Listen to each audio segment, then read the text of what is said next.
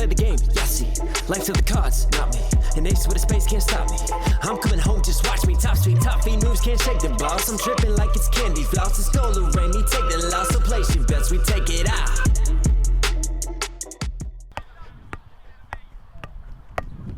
Yes, boys, it's Knoxville with Team GOLUREMI'S, and today it's all about finishing. Now, I've heard too many complaints about not being able to get out there and work on your scoring and work on your finishing because you don't have a goalie, you don't have a defender, you don't have someone to come out and train with you. Well, guess what? We've got drills and tips that you can do by yourself to turn into that lethal striker. So let's get into it.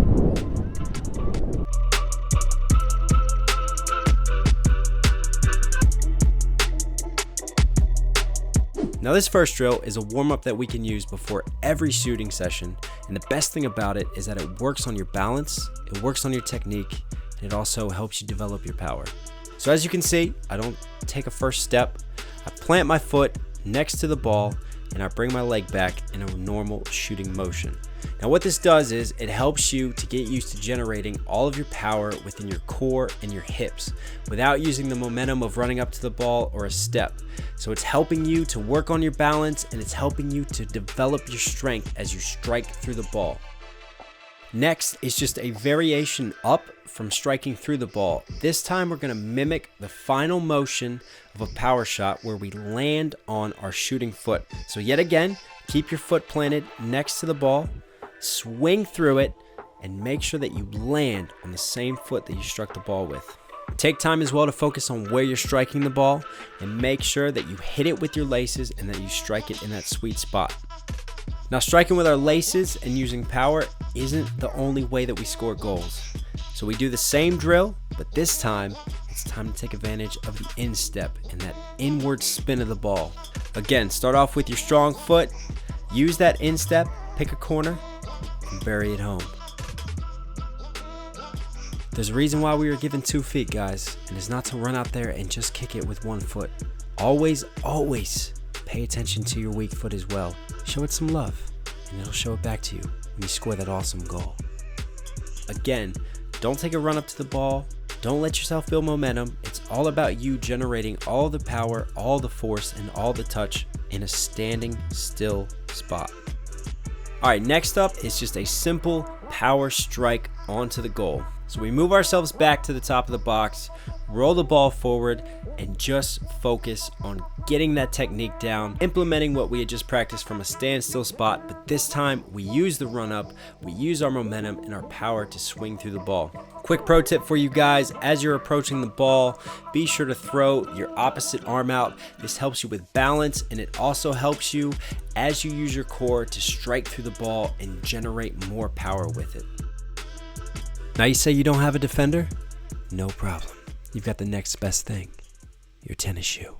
I got broads in Atlanta, just to lean the family, credit cards and... Now it's one thing just to push the ball forward and shoot on goal.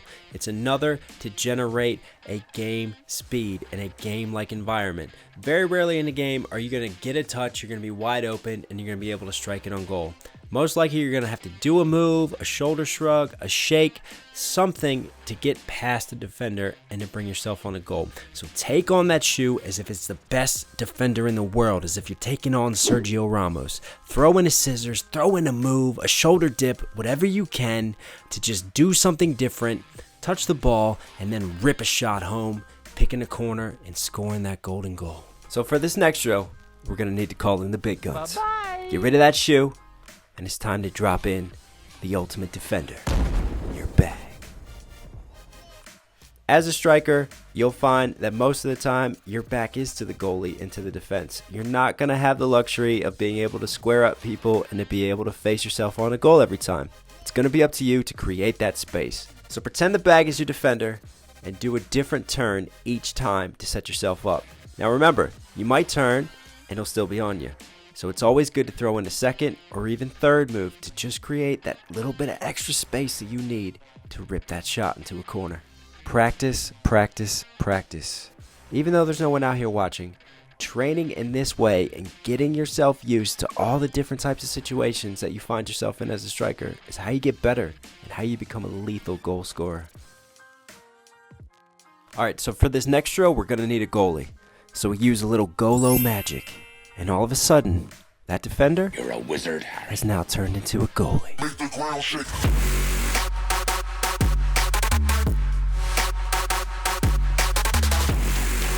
Take the ball at speed, and as you approach the bag, aka your goalie, you have a decision to make. Do you shoot it and pick a corner? Do you do a move quickly and create space for yourself to shoot? Or do you chip them?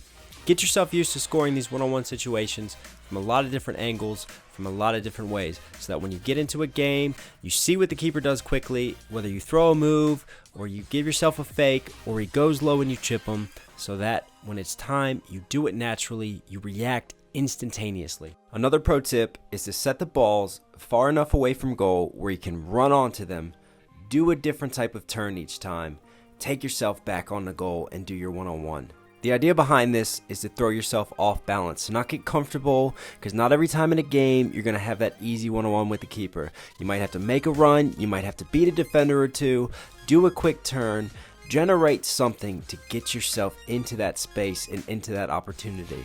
One of the last drills, which is everyone's favorite, is doing PKs. Now, I always recommend doing this at the end of a session because you want to do it when your legs are more tired, when you're feeling kind of heavy, you're feeling a bit slower, because that is what is going to happen in a game. So however you do your PKs, whether you take 1 step, 2 steps, you take a full run on, do whatever feels natural, do what you've trained yourself to do, but make sure that you step up each time and take it in the exact same way.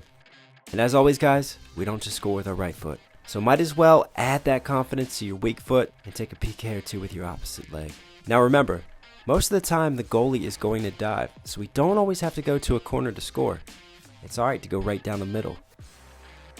Now we wouldn't be Team GOLUREMI if we didn't end it with a simple crossbar drill. Line up the balls that you have left and just go for crossbar. It's a great way to finish it. See if you can hit all 3.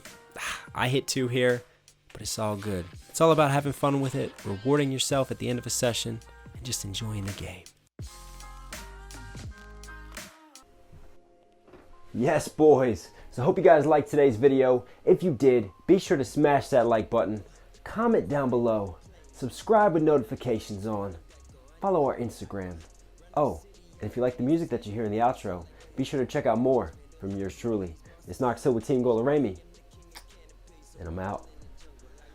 Yeah, you see I'm from a different plane, dog, and I ain't talking jets. If you want another name, nah, but I handle with respect. I go, yeah, GOLUREMI, we the best.